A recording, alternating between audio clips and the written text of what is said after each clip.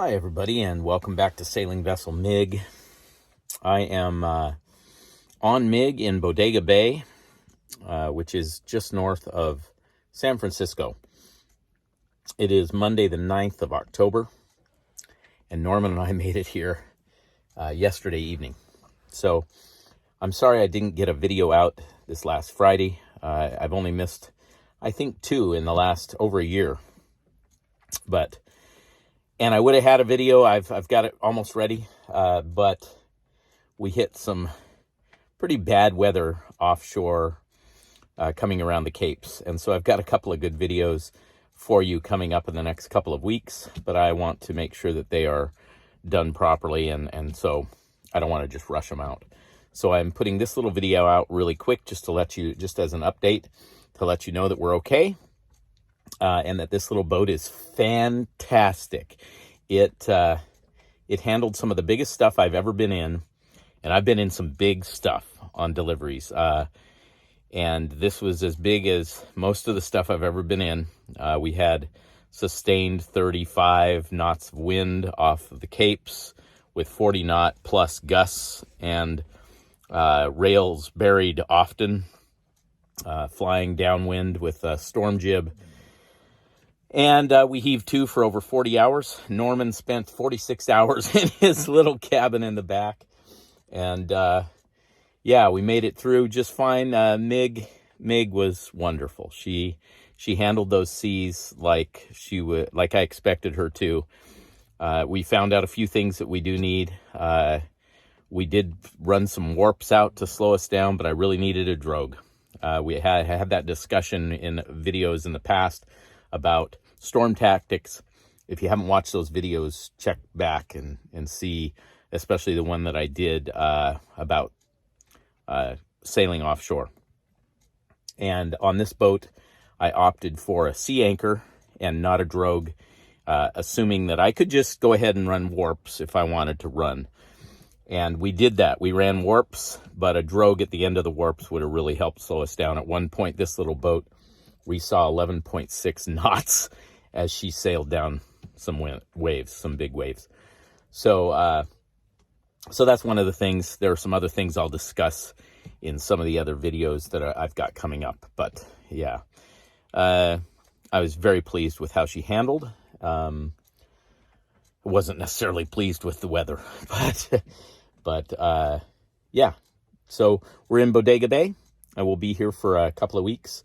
I've got to fly home for some family time here at the end of October, first part of November.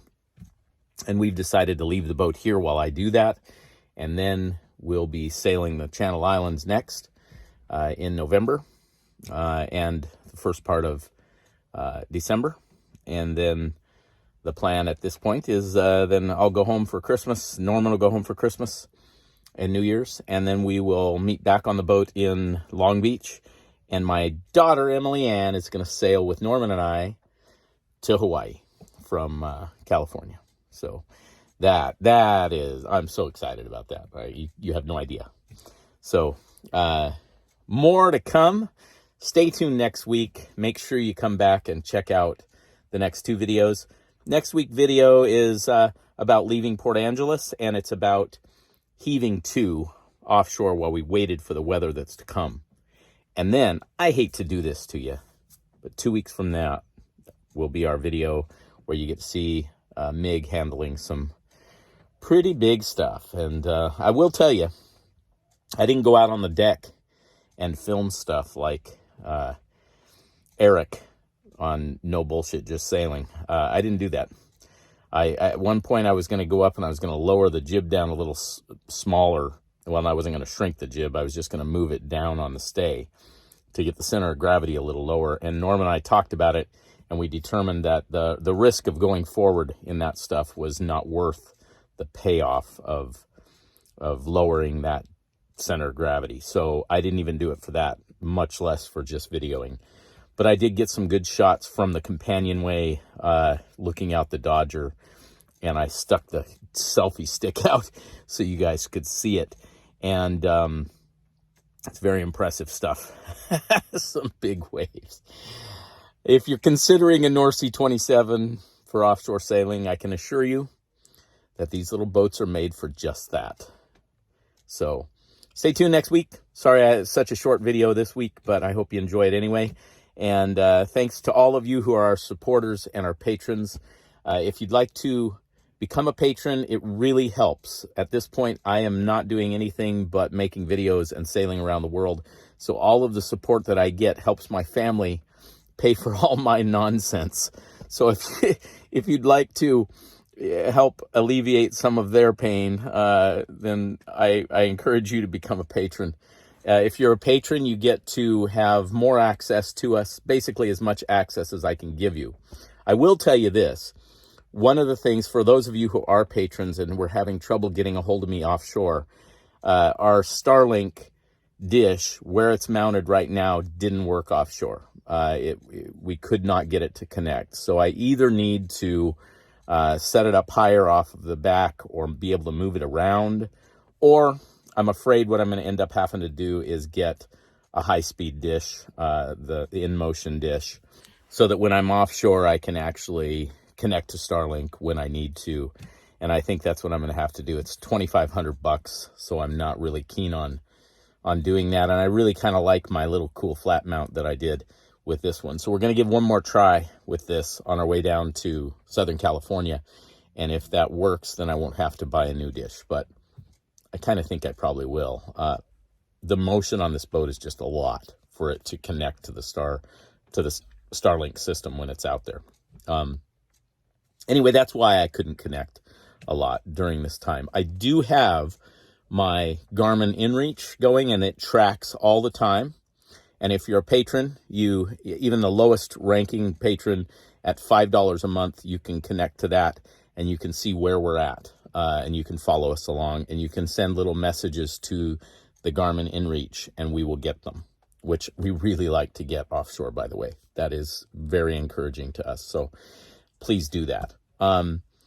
The next tier is $10 a month, and you get a little more access. You get a little more personal contact with us. And then, of course, the $25 a month patron is the Admiral patron. And those people are basically my buddies and my friends and my family. And some of you were not buddies and friends and whatnot before you became Admiral patrons, but now I truly consider you my very good friends, and we connect all the time. Whenever I have connection, I actually text back and forth with those folks. And they help me with issues offshore. They help me with technical issues. I want to thank a couple of my patrons right now. I want to thank Richard Cave and Shanoa for helping with all the weather. And they're in contact with me every single day when I'm offshore. Then my buddy Ivan the Terrible, thank you so much for all of your technical help and support. It means a lot to me. And Chip, still using your GoPros. I sure appreciate them. They're wonderful. And then, of course, my brother and his wife, Shelly. Caleb and Shelly, I sure appreciate you guys, and I thank you so much for your encouragement. It means the world to me. You have no idea. So I've got some stories to tell y'all. I'm going to write some down, too, and I'm going to post them on the patron page because there are some of them that are just tearjerkers that happened offshore this time. Not bad things, but beautiful things, beautiful stories of dolphins and bioluminescence and my mom. Thank you all for coming. Catch you next week.